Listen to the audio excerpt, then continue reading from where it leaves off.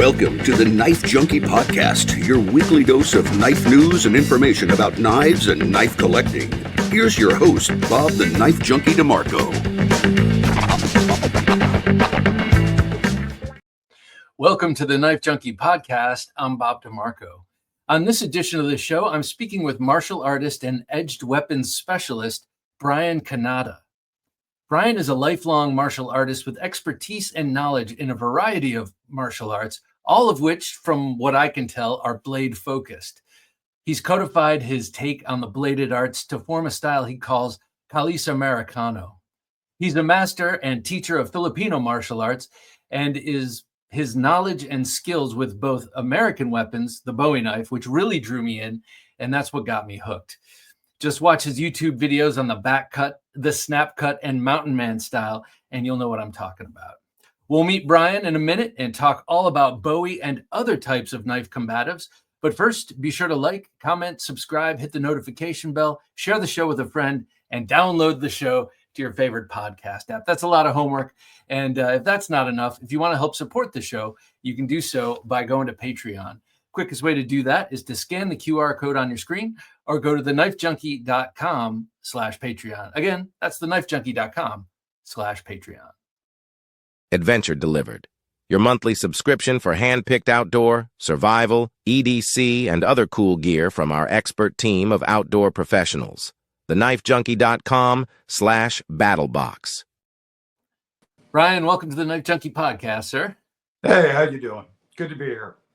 I'm doing great, and thank you. And before we get into this heady conversation of knives and knife martial arts and all that stuff, I just have to say that my daughters, my wife, and myself were huge fans of your dog. He is right outside the door, sitting there chewing on one of his favorite toys at the moment. If I let him in here, he would be all over my lap, all over everything. And since we're going to be talking about edged weapons with a little bit of show and tell, I don't want his over eagerness to get in the way and get hurt. So, well, he seems like a super cool dog, and he's got beautiful eyes too. Yeah, he's a hoot, man. He really, really is. I got him after my last dog passed away. He's a rescue. He just kind of, well, really the story is several people from all over the country that I'm good friends with sent me the link to his rescue page, and the owners were like 2 hours down the road, or the people that found him were, trying to home him. And, I was like, all right, let's go get him, so he's been a happy addition to the house since then. Awesome. Well, I want to find out about how you got started in martial arts and this kind of blade-focused martial arts. But when we first got on the line here, you said you just got back from teaching, right? What are you teaching? Right. Well, I teach a bunch of stuff right now. At the gym I currently teach 2 classes a week. One is an open Filipino martial arts class, and we tend to focus in that class on the art much more so than the combat, because it's an all ages class. I let everybody in that class, from kids to 60-year-old men. It doesn't matter. My Wednesday night class is what I jokingly call my Patayan class, because there we cover deadly force and everything from Filipino styles, African styles, American styles. If it's got an edge, we're talking about it, and the students are exploring it. Oh, that's so cool. So tell me how you got into martial arts, and what's your background with it, and how did you get involved in the bladed arts in particular? It's a long, convoluted story, but essentially I was a horrible, horrible child during the 70s, and my grandparents, who I was living with at the time, put me in a local martial arts school. Well, I was living in Virginia Beach at the time, And it was one of Chuck Norris's early schools. And yeah, so one of my favorite jokes is I'm one of the few people that have punched Chuck Norris and lived. But it started a lifelong passion. And you know, my parents moved around a lot, and you know, so I ended up just exploring all sorts of martial arts, because whatever town we moved into, I would go sign up at whatever the local martial arts school was. Asian martial arts drew me into European martial arts. European martial arts actually drew me into Filipino martial arts because of the supposed Spanish connection. And when I finally got to Filipino martial arts, I just loved it. I fell in love with it. And it's kind of become a lifelong passion. I've been a practitioner now going on 30 plus years. Wow. And over the last couple of years, I've been kind of really more short blade focused, been looking at criminal systems and how people can modify those and use them for personal protection as opposed to assault. You know, it's I liken it to a hammer. You can kill somebody with a hammer, or you can build a house with it. So we shouldn't disregard the tools that the criminals are using, because they're using them every day and they're using them successfully. So even if you don't want to make a real practice of doing a criminal martial art like Medusa or Piper, it's a good idea to study them, at least academically, just to have an understanding of the sort of assault you might actually encounter, and the way you are going to be assaulted. Okay, I'm gonna ask you about Medusa and Piper in a minute, because I'm fascinated by those. Piper, as I mentioned before, Piper is something I only just heard of through you recently, and same thing with Medusa. And I'm totally clueless as to what Medusa is. I want to ask you that in a minute, but first, would you say that Filipino martial arts, Kali, I guess, is that your home base martial art, and off of which everything spins? Yeah. Just through time of having done it, it's the thing I've done the longest, so it bleeds into everything I did. And this is kind of a good segue into those prison systems. Filipino martial arts is a lifelong study. You don't get to sit there and, you know, develop these incredibly beautiful and subtle techniques of range and timing and, you know, disarms and all the beautiful things within that art, and make them functional to protect yourself. Sure, you can simply say angle 1, angle 2, and run away. Great. But there are other systems that are more practical for people that need immediate tools to defend themselves. Medusa was put together. I'm not even going to give you the date, because it's relatively modern and it's not older than 5 years. But what the founders of the system, Mike and Seth Raymond, did is they were getting frustrated by the fact that most blade systems take a long time to develop usable, transferable skills. And they came up with the question, well, who's actually using bladed weapons today? Who's really going out there and doing harm to other people with them? Well, the obvious answer is criminals. So they started correspondences, they interviewed police officers, they interviewed inmates, they scoured over, you know, closed circuit camera TV, they, you know, deep dove into the, you know, bajillion videos you can find on YouTube. And they started graphing out tactics and methodologies and basically rules of thumb that it seemed every inmate was doing, that every criminal knife assault followed. And they started putting it together into a system. And they gamed it out for a number of years. And within a small private, woodshed group. And then a man named Jason Schultz got involved with them. And he wrote the manual. And he looked at it from a World War II perspective, because he's a combative guy in a very big umbrella.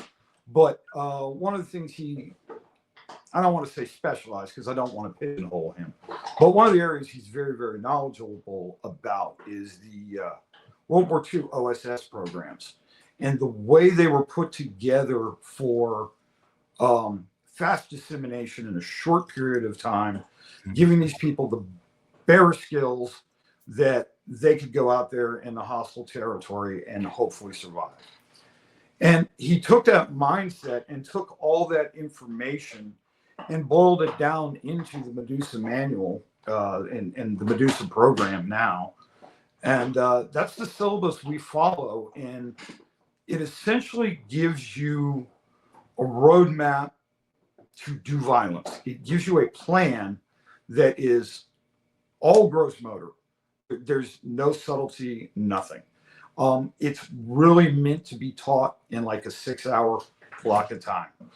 2 or 3 hours of instruction, about 4 hours of drilling, and off you go. You say gross motor, it makes me think immediately of like Libra fighting with the Pekal style gross motor motion kind of stuff. Libre has much more subtlety than Medusa. If you look at prison inmate, Medusa is based on 3 pillars. First pillar is shock. The second pillar is latch. And the third pillar is strike. Now that strike can be anything. It could be a stab. It could be a strike with like a Kubotan, a palm stick, cell phone, whatever. Yeah, it's hit him. But the idea is when you look at all of these assaults in prison, what happens is they generally first unarmed strike somewhere vulnerable, eyes, throat, groin, something like that. That creates a shock. It disorients your opponent. It allows you to latch onto them, to grab them. And this is one of those things that like when BJJ guys start playing with it, they really don't understand that Medusa wants to be wrapped around you. They want you to hold on to me. Great. Because every time I'm moving that knife, I'm putting it somewhere in your body. And the idea is to overwhelm with extreme violence. When I teach it, I like to make the comparison to the basic lesson they teach everybody in basic training, that you don't hide from the ambush, you dismount and you attack the ambush. So you're attacked, fine. You attack back, and you attack with overwhelming aggression. And it could be you're using a knife, could be, and preferably and hopefully it's more something like a flashlight or, a tack light or a palm stick, something that's not deadly force. But you have to understand the roots of where it comes from and how it's being used. So, that's Medusa in a nutshell. It's shock, latch, and stab. Super compact, a lot of drilling, a lot of force on force. And, we don't get into subtleties. We teach just a couple of simple, like overhook, underhook, grab onto their shirt, pull yourself into them, make that contact, and fill them full of holes. But I have to emphasize this. We're not teaching people to murder people. Right. We are looking at only the most extreme of circumstances. It seems like a scalable I'm sorry to interrupt you. It seems like a scalable template. Like it's like you mentioned, you can use it with a flashlight, you can use it with your fists or your elbows. But it's, if someone is assaulting you, this is a strategy. Mm-hmm. And let's look at that for a moment before I go on, because that's exactly what it is. And it's exactly why we have it laid out in those 3 stages. As a civilian taking this idea for your defense, at each point, shock. Did that stop the fight? Okay, break away. Latch. Did you get them under control and they can no longer harm you? Okay, break away. If you have to go to striking, what are you doing? Yeah, that is the point where you have crossed that line into you're using deadly force, unless you're using some sort of false force multiplier. So that's a very big part of it. And yes, it is very scalable. You can use it for whatever you want. One of the places I find this really fits into in the modern world is the active shooter scenario. All of the paperwork that comes out is always, run, hide, fight. That's the thing. And they tell you run to your nearest exit, how to hide and barricade yourself, but they really don't go into fighting. And everybody in the world thinks they know how to fight, but martial artists, we know that's not the case. But what happens with a lot of people is they panic because they have no plan. I don't really want to sound sexist here, but Becky from accounting doesn't know how to fight. And if she finds herself and a couple of people trapped in a room, she has no plan. So she just knows that all she can do is fight. So with something like Medusa, now she has a roadmap. She has a basic understanding of what to do, and she can pick up an object in her office and apply that as a force multiplier and apply that to that person coming through the door in conjunction with other people. And, I'm not saying it's going to save your life, but what I am saying is it gives you a heck of a lot better chance than just sitting there and doing nothing. So it's a great fill-in for those sorts of scenarios. I'm glad you mentioned that, because something I get in comments on my videos, I have a personal taste. I love fighting knives. I did some Kali for a number of years, and I like the application of the blade, and I have a giant collection of mostly martial blades that I love. And a lot of people will comment, especially if they're not fans of the show or aren't interested in knives. They just come across the video. They're like, well, I carry a gun, and don't bring a knife to a gunfight. And I always think that is such a stupid thing to say, because I've got guns too. That's not the point. The point is that these are useful skills. It's like, you're not going to bring a gun to a fist fight, Right. Whenever I get those comments, because I get them all the time. Oh, that's great. That's real fancy. I'll just shoot you. That's number one. It's awesome.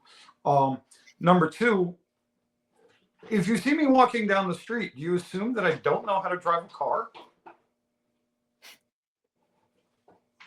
Just the assumption that because I happen to have and happen to share.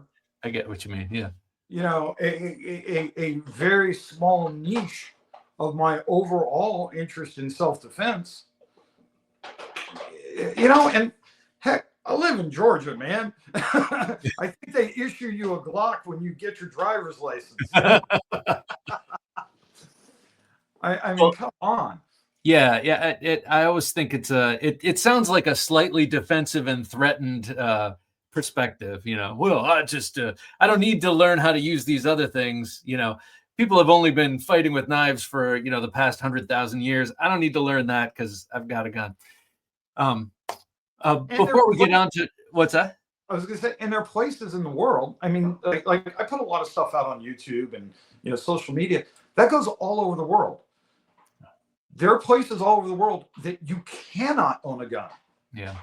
So there are other options, and that kind of leads into Bowie knives, because kitchen knives and Bowie knives are very close to the same weapon, to the same tool, and it's just how they're applied and how they're made. But size, reach, all that stuff, it's about the same when you get down to it. So these ideas of looking at things like Bowie knives for your self-defense complete and total package is not a bad idea. You illustrate that in a snap cut video where you show how to do several different snap cuts with the dagger. I love that. I never thought of that. I like the snap cut. I like the theory of it. I like the way it feels. It's kind of intuitive. you've ever played the drums, it's kind of a natural extension of that sort of motion with your hand. But also you show off in that video the fact that your chef's knife is the same size, about 10-inch blade, and you can do a lot of the same things. Yeah. I had a dear friend of mine from high school, and this was years and years ago. After high school, we had gone our separate ways. But one afternoon, I found out she was murdered in her kitchen down in Florida. She was a nice, quiet lady, went to work, came home, didn't do anything. Some literally crazy homeless dude broke into her house and stabbed her to death with her own kitchen knives. And, she had zero idea of how these things were used, how they could be used as a weapon. And so I think understanding kitchen knives through the lens of the Bowie knife is a very important thing that a lot of people don't really key in on. Well, let's talk about. I'm sorry, that's a terrible story, and no one should have to suffer that. Terrible for that to happen to a friend. Let's talk about Bowie knife fighting. We hear a lot about Filipino martial arts. I love them. I've always loved the Bowie. Bowie is like my favorite knife out there, and it feels like up until recently, or maybe I wasn't looking in the right places, you didn't hear much about the specialized use of the Bowie. And in other words, here's an example.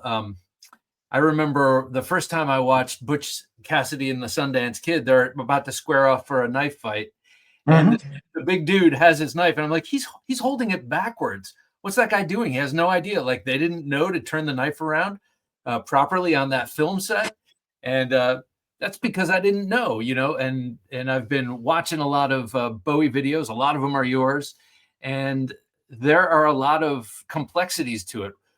Tell me about the different styles of Bowie knife fighting and where they come from.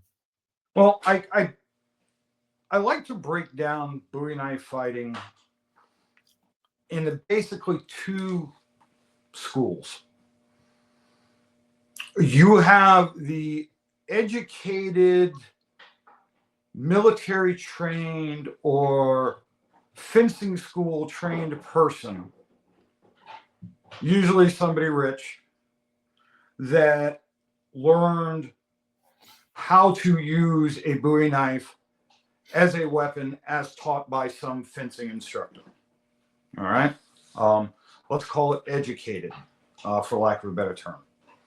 And then you have what I like to call vulgate Bowie knife fighting, which is what your average cowboy, what your average, riverboat gambler, what your average person who needed a big knife because the firearms were so unreliable would have picked up.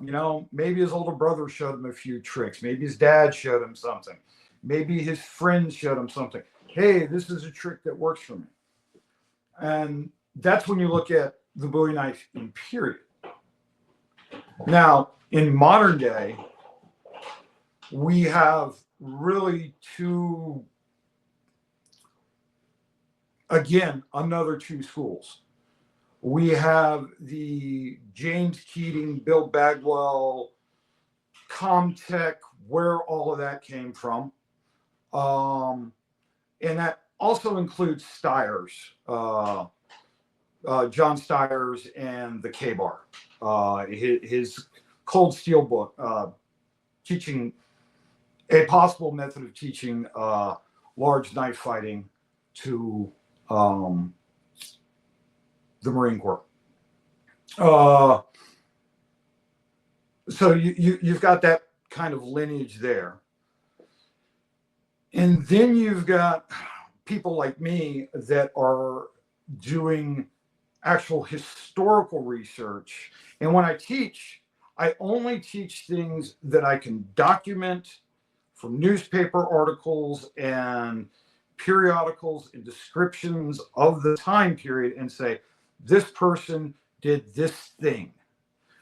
I try to leave out as much as a good friend of mine put it, frog DNA.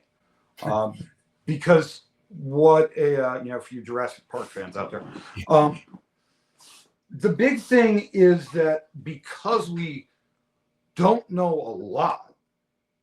a lot of people will take things like, well, we do this in the Filipino martial arts, so it kind of makes sense that we might do this because a knife is a knife and a thing is a thing. And to a certain extent, yes, you can do that. But I really, really try to stick to the purely historical.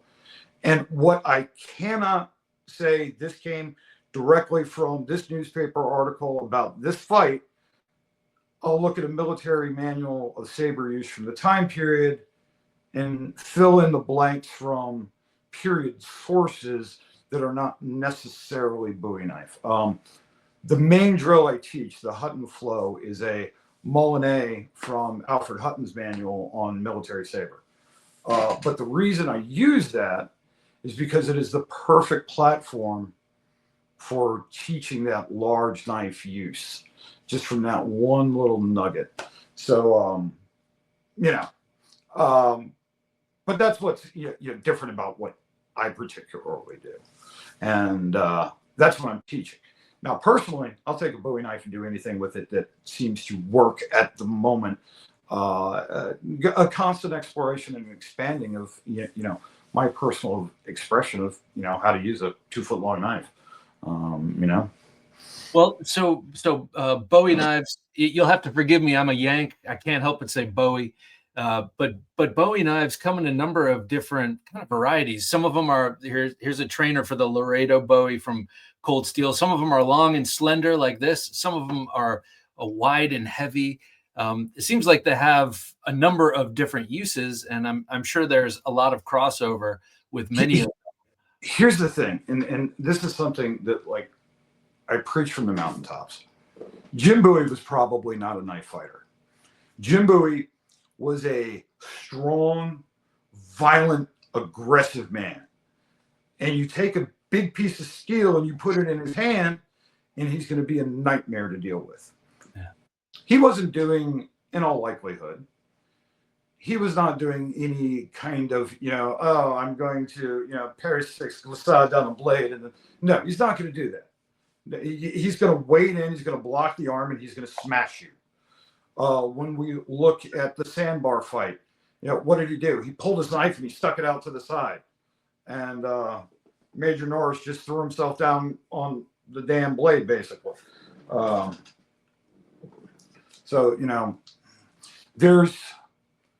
There's so much legend associated with Bowie knives in general.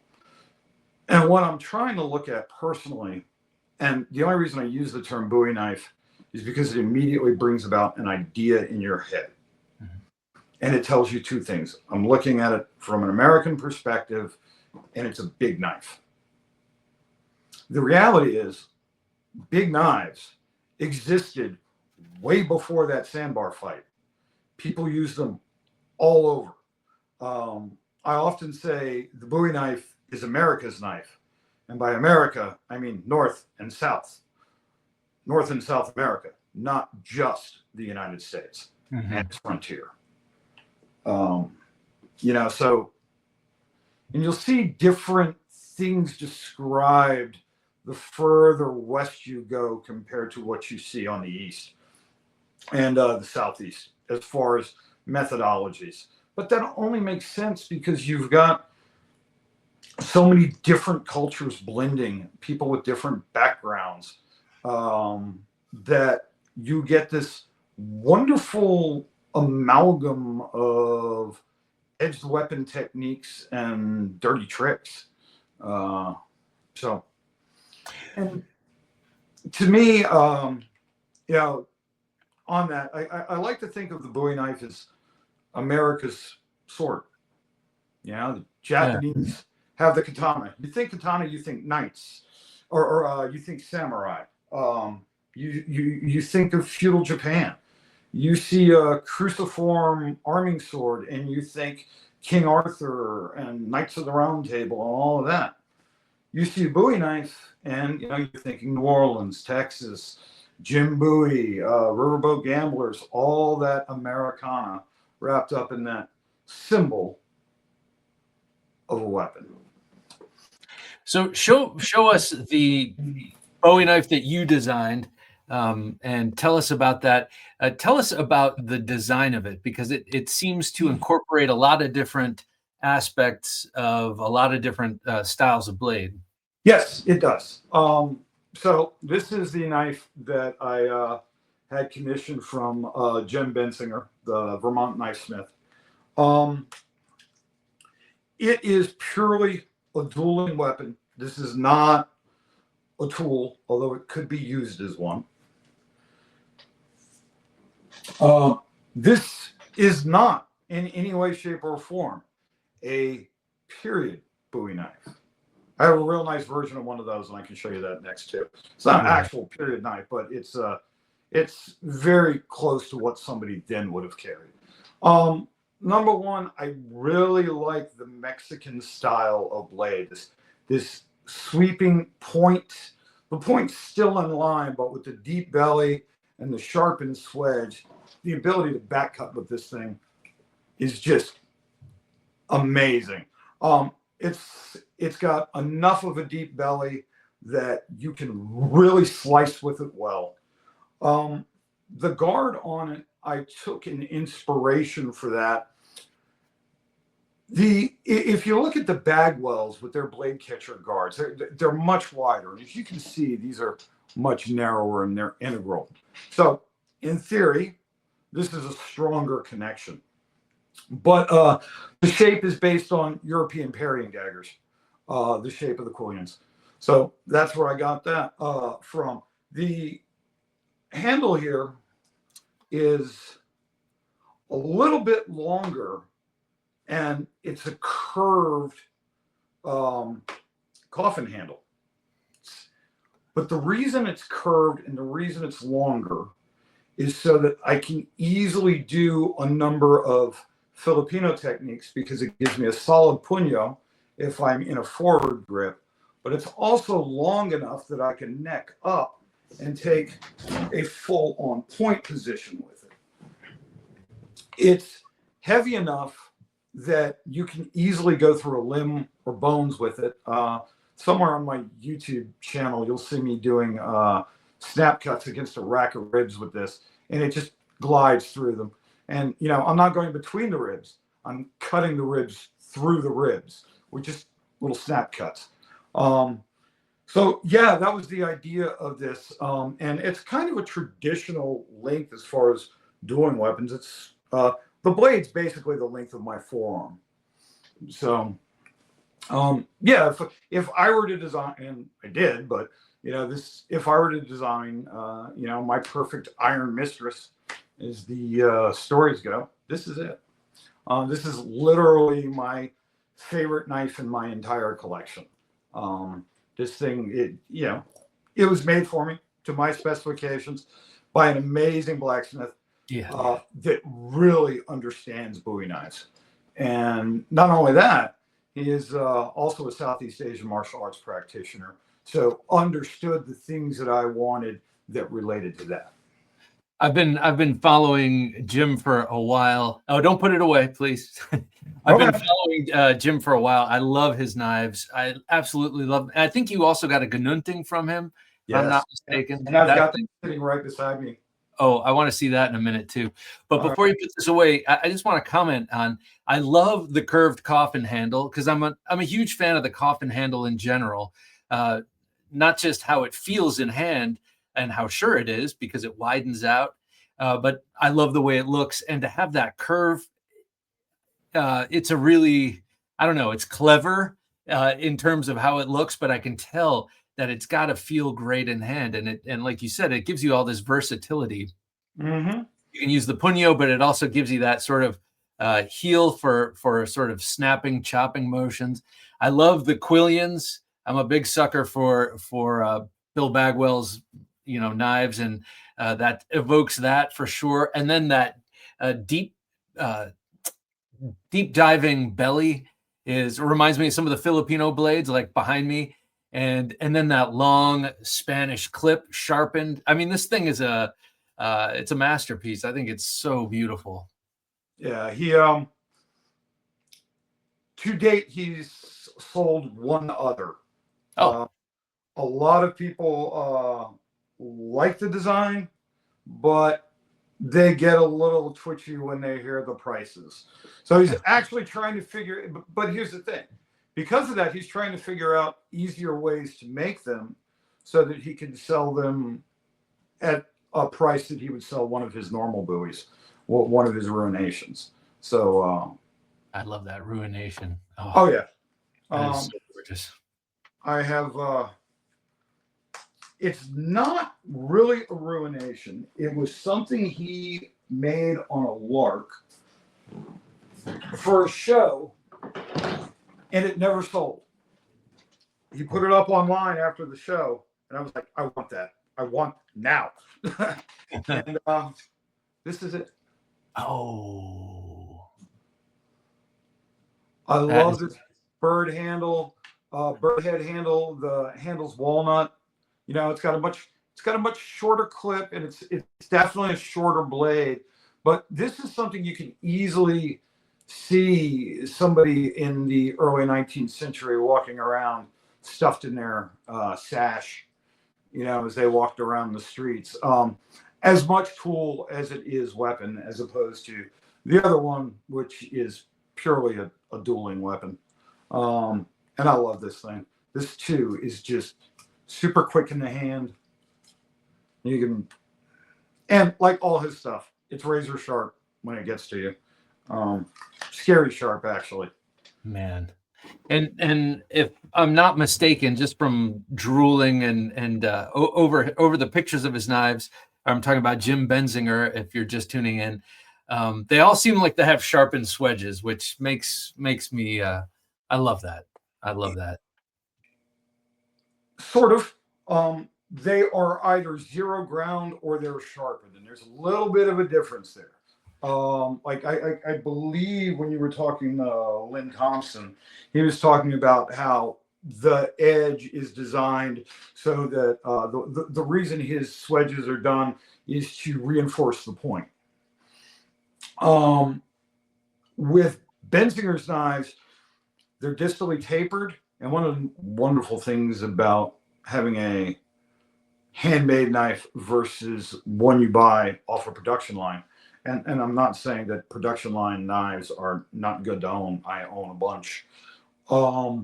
But the smith can push more metal to the point and still achieve a uniform grind all the way through and give you that stronger reinforced point. And then you can have that sharpened swedge, fully sharpened swedge. Right. If you want that, if you want a fully sharpened swedge that's just as sharp as the knife edge, you can request it and he'll do the work and make you a good, wonderful, solid knife. But in terms of back cuts, and that, in terms of back cuts in particular, or using the swedge forward, it really doesn't have to come to a slicing edge, does it? That zero ground edge seems to be adequate. This is the trainer made by Volpes, and he sells a good number of these. People like to buy the trainers; they just don't like to buy the actual knife. But as a demonstration of the power of the back cut, just a second here. Sure. As I step off of the camera and grab this big cardboard box here. This is a dull trainer, but with the power of the physics behind the back cut, move that out of the way, you can still put massive holes in things with a blunt trainer with an edge that's just over a quarter of an inch thick. So it's the physics. It's not necessarily the shape or the sharpness of the back clip. Yeah. So it's the physics of that flick. Show Yes. people what you're talking about when you're talking about a back cut. Well, the easiest way to conceptualize a back cut is stick your thumb up, turn it down. That's the first step. Now we reach out as though we are cutting with our blade, and then we roll the tip over so that this becomes your cutting surface. An easy way to think about it is if I cut into my target here, it stops. So if I were aiming at somebody's arm and they move their weapon in to intercept, it would block it.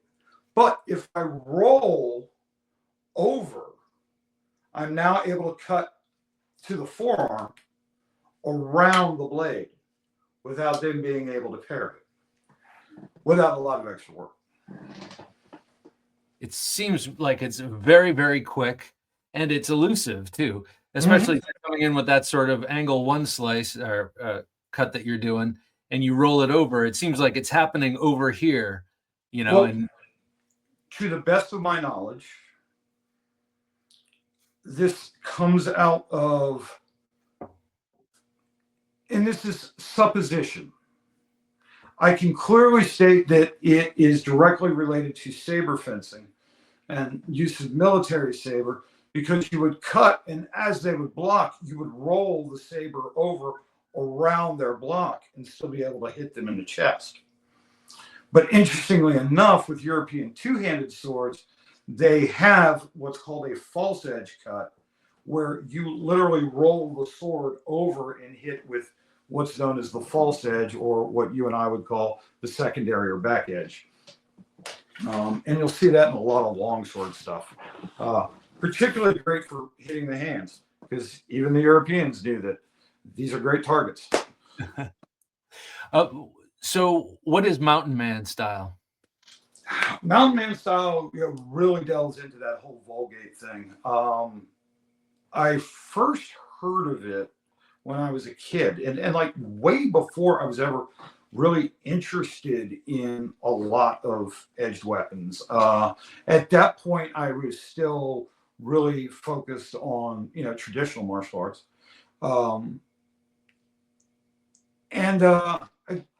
My parents knew these Mennonites in Pennsylvania, and we'd go visit them.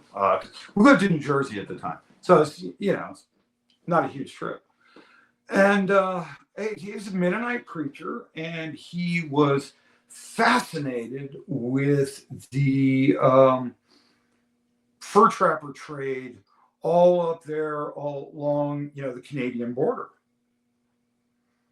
And in some random discussion about, Daniel Boone and all of that mountain man type stuff, he's the first person that ever told me about them fighting with their knives in that reverse grip, really shouldn't say reverse grip. I really should say edge in grip. And how they used it to rush in, grapple in, stab hard, and rip out. You talk to a lot of people that do this, and you read articles and stuff, and what you end up seeing is that, again, it's this, educated versus vulgate. Yeah. The educated guy is just as likely to go to first blood. It's a duel of honor. We are expressing our manliness and nobility and all of that stuff. Whereas the mountain man, the trapper that just came out of the hills and wants his drink, he's going to stick it in you and gut you as quick as possible. So you have two very different approaches. And you'll see that a lot of the same techniques, once you get into, you really start delving into, okay, can you do a snap cut and revert with the edge in? Why, yes, you can. Can you do a back cut with it? Why, yes, you can. Pretty much you can do everything you can do with the knife in the edge in grip. And one of the things that's been pointed out to me a lot by friends and associates about it especially here in the South, with the Civil War, you're not going to block a cavalry saber coming at your head with your edge. Yeah. That would ruin. Yeah, I mean, you do what you got to do at the moment. I'm not saying this never happened.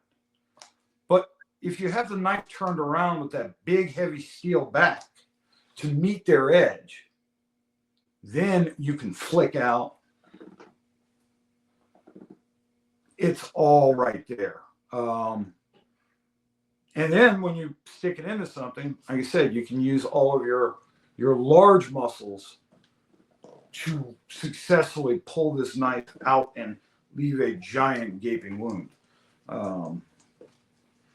And fascinatingly, there are documented photos of Confederate D-guard Bowies where the blade would be turned backwards to our side. Oh, So you have the knuckle bow along the spine of the blade and the edge in. Very clearly designed to fight with in that grip. that is wild. I haven't seen that, but that makes sense. You have that. You're dedicated to that fighting style because you can't turn it around. Right. Really effectively. I guess you could have it against your wrist if you really needed that front edge for something, but in a dynamic situation, you're not going to want that or what have you. Now, I've heard that that edge in style called the Randall fighting method when talking about Randall made knives during World War II. And, they always have the sharpened swedge. Mm-hmm. And so I've heard it, but I've never seen it anywhere other than YouTubers talking about it with spurious backgrounds as to whether that was really taught, that Randall fighting method during World War II to soldiers and Marines. That I do not know. There are much more knowledgeable people than I on the World War II knife methods. I know enough, but not enough to give you, Colonel so-and-so taught at such and such camp. Right. Yeah, there are plenty of people out there that are way more academic about it than I am. So I want to ask you some philosophical questions about escalation of force and those things. But before we get there, I really want to see that Gunting, if you don't mind, that Jim Benzinger Gunting. Oh yeah. Yikes. That is gorgeous. So is this a new acquisition for you or am I just seeing it? It's a couple of years old. That is so beautiful. Oh, this thing's amazing. I have a traditional Filipino Gunting from Behold Blades. I love it. It's forged out of a leaf spring that from who knows what. It's got a beautiful caribou handle on it. A little brass knuckle guard. I take it out and show people and say, here's a traditional one. Here's a modern one that, I would be happy to take to war. And have no fear of it ever breaking. If you've seen some of the cutting videos I've done with this, it just goes through stuff like it's not even there. I cannot tell you how much Jim really knows his business when it comes to making weapons. I have said for years that Jim is the next Bill Bagwell. He just hasn't gotten the reputation yet. And it's getting harder and harder to place orders with him nowadays because he is just going very, his books are just getting filled and delivery dates keep getting pushed further and further out. And eventually he's going to get to that, put your order in now, I'll contact you in 3 years when it comes up. And he just keeps getting better and better and better. And one of the things I love about him personally is he makes real weapons. He doesn't make things that are wall hangers or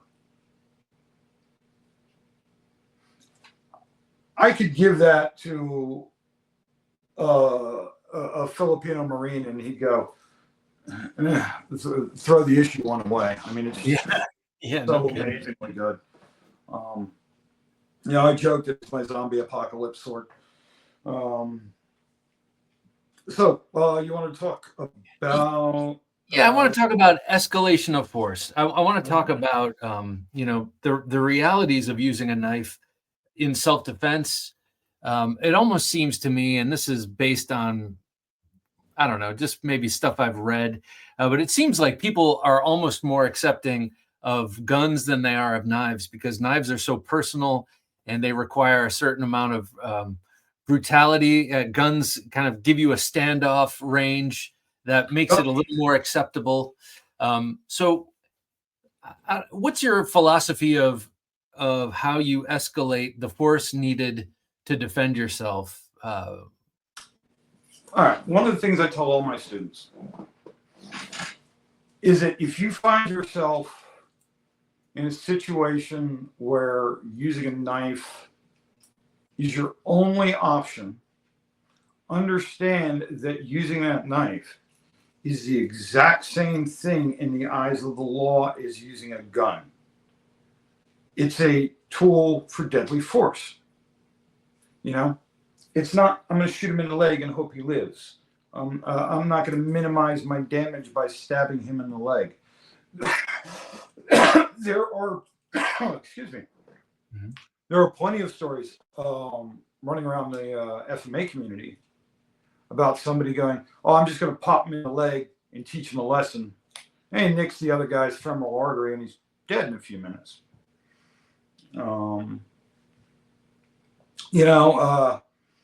So I really drill that into my students. The knife is the last resort. It is to be used in the same situation that you would be using your firearm. And I also tell them, I'm not a lawyer.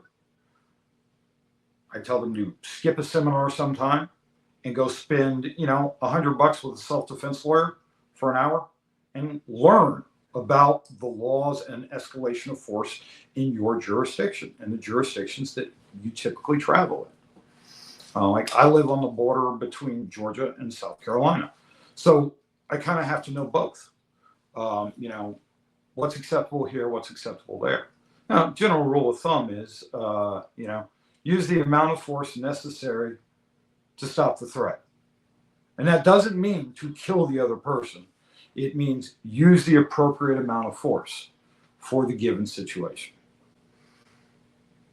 Yeah, I think that can be confusing if someone isn't putting the brain power behind what they're learning, because you can learn an awful lot of very dangerous stuff, very dangerous techniques, and first opportunity you have to bust them out and use them, you could find yourself doing something very, very regrettable. No one, I don't want to say no one, but most people don't want to hurt someone that badly. And all it takes is, a punch. Someone could fall down, hit their head. So, you start bringing weapons into it and it changes everything. Mm-hmm. And like in both Medusa and Piper, we are, I should clarify, Western Piper, which is a separate faction of the schools out of South Africa. We really emphasize alternative weapons. We'll teach the art, the style, the techniques, whatever you want to call it, through the blade, because that's where they come from. But in Medusa has no levels. It is what it is. We teach you the thing and say, here, you can do this with a cell phone. You can do this with a flashlight. You can do this with a Sharpie. In fact, that's probably what you should be going to first and not thinking about it, immediately as an edged weapon. In level 2 and Western Piper methods, we immediately start the students translating the mechanics we taught them in level 1 into using things like flashlights, screwdrivers, Sharpies, staplers, something you can pick up and put in your hand. We're really big on the flashlight for a number of reasons. Number one, you can carry a flashlight anywhere. Number two, they make great impact tools if you buy a decent one. If you buy a good one, they're bright enough that it might stop the entire encounter altogether. And the way Piper focuses on striking and power development, it immediately translates over into something like a flashlight. Well, we haven't defined Piper. Tell us a little bit about it. You mentioned South Africa. Okay, so there are gangs in South Africa. They're called the numbers gangs. And I'm not really going to get into that because a lot of it's really disgusting. But if you want to find out about it, you can absolutely hit up Wikipedia. There's a pretty decent article there on the evolution of the numbers gangs. But they are the big gangs in South Africa, and they run many other gangs. So bear that in mind. Piper developed out of traditional Nguni stick and spear fighting. That's the word Nguni encompasses all the tribes of South Africa. The one everybody knows most commonly is the Zulu. We've all seen the movie, with the round shield and all of that. So that has been that type of combat has become, well, it's the African tradition of that way of fighting, but it's also something that has become, almost want to say, a sport or a tribal ritual. And you'll often see it done at weddings, and like the groom will challenge all the groomsmen to show his virility, that kind of thing. But because of that style of movement, people learn from childhood. And they learn this idea of weapon back, which is very different than most of what most Eastern and Western martial arts, for that matter. Weapon back and the live hand, although in Piper we call it the shield hand, forward. And it creates a very easily identifiable way of moving. It also brought in boxing because, nobody punches like a Western boxer. Simple fact. And surprisingly, some Dutch Indonesian Salat kind of crept in there as well. But the criminals kind of amalgamated all of these things, and through trial by fire, they developed, let's call it a style. And I like to differentiate between style and system. System is when somebody takes a style and codifies it and creates a curriculum to transfer that to you. Style is what's done indigenously, naturally within the area. Not necessarily going to school to study something, but again, it's that older brother, father, cousin, whatever, showing you tricks that work. And over time, that amalgamates into, a regional style. There's I think it's endemics. I know somebody was talking about endemics, but you combine that whole thing with the fact that South Africa is very, very poor, and they're not going out there buying very, very expensive knives. My Spyderco knife could probably, my Spyderco Enduro could probably pay for somebody's house. When you look at things in proportion. But the Okapi is the knife of choice of the South African criminals. Cold Steel makes the kudu, which we use here in the States because it's built much, much better. And they're cheap enough that we can turn them into trainers relatively easily. Piper has some very unique aspects about it that, I'll get to that. Anyway, so, yeah, probably about 10, 15 years ago, a man named Nigel February started to collect all these various techniques from the criminals and, information passed to him, via relatives and observation. And another man, Lloyd Young, got involved in it.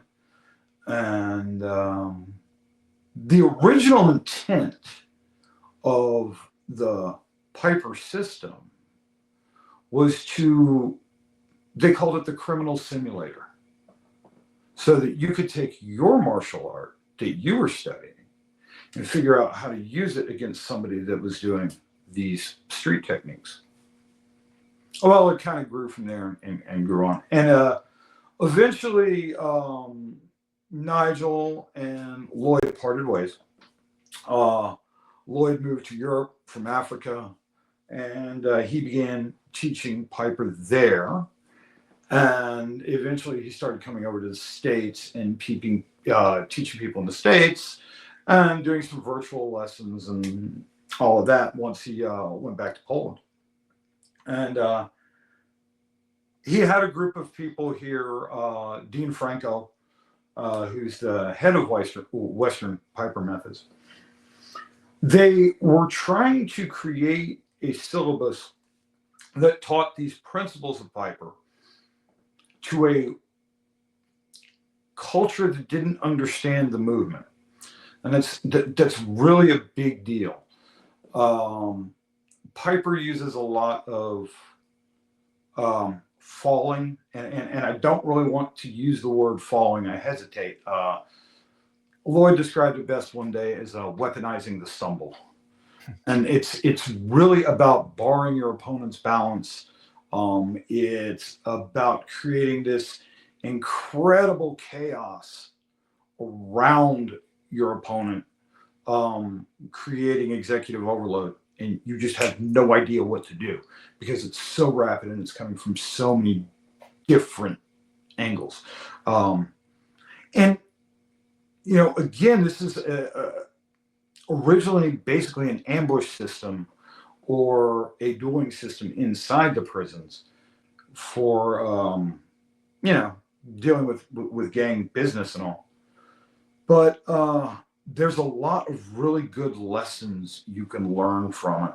And especially if you're a Filipino martial artist, because the focus on rotation is body rotation, power generation is, as much as I hate to say it, better defined than it is in most Filipino martial arts. And I will say most because, let's face it, there are, 1,000 guys out there that are amazing that nobody will ever know their name. All right.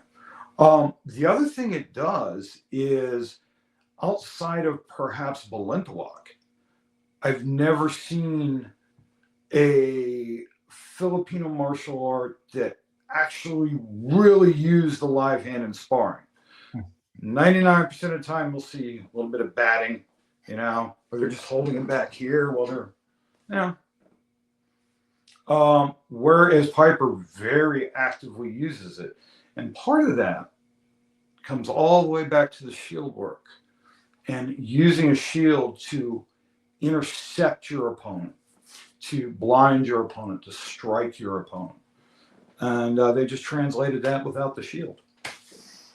Well, Bryan, we're coming up to the end here, but I want to ask before I let you go, and we're going to continue this conversation for our patrons. If you want to know more about Piper and these incredibly interesting, it's amazing how fluid all of this is from culture to culture. We'll be talking about this in an interview extra coming up. But before I let you go, if someone's listening, they don't have any training, but you've piqued an interest, what's the best way for someone to start just in any sort of martial art, whether it's bladed or non-bladed? How do you suggest they go about that?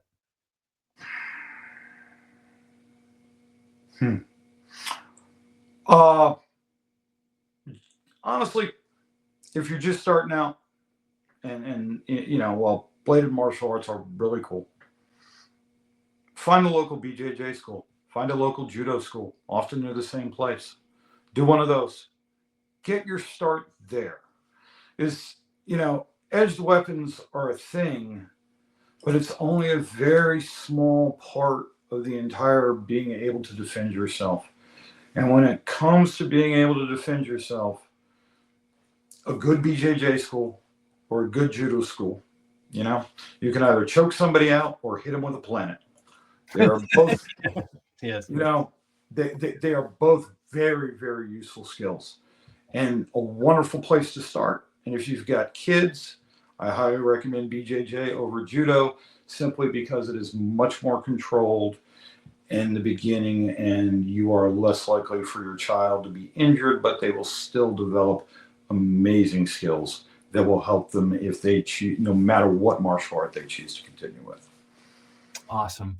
Bryan Cannata, thank you so much. I feel like we could talk for hours, and I'll be asking you more questions coming up here in a minute. Thank you so much for joining me on the Knife Junkie podcast, sir. It's been a pleasure. I really enjoyed it. Thank you very much. My pleasure, sir. The Shockwave Tactical Torch is your ultimate self-defense companion, featuring a powerful LED bulb that lasts 100,000 hours, a super sharp crenulated bezel, and a built-in stun gun delivering 4.5 million volts. Don't settle for ordinary. Choose the Shockwave Tactical Torch. TheKnifeJunkie.com/Shockwave. There he goes, ladies and gentlemen. Bryan Cannata of Kalis Americano. That is his handle on YouTube. On Instagram, I believe he's Southern Kalis, but we'll have that all in the liner notes below. We are going to continue this conversation, so check out Patreon. You can hear all these very interesting after interviews. They're always a lot of fun, so be sure to do that. For Jim working his magic behind the switcher, I'm Bob DeMarco saying until next time, don't take dull for an answer. Thanks for listening to the Knife Junkie podcast. If you enjoyed the show, please rate and review at reviewthepodcast.com. For show notes for today's episode, additional resources, and to listen to past episodes, visit our website, TheKnifeJunkie.com. You can also watch our latest videos on YouTube at TheKnifeJunkie.com/YouTube. Check out some great knife photos on TheKnifeJunkie.com/Instagram and join our Facebook group at TheKnifeJunkie.com/Facebook. And if you have a question or comment, email them to bob@TheKnifeJunkie.com or call our 24/7 listener line at 724-466-4487, and you may hear your comment or question answered on an upcoming episode of the Knife Junkie podcast.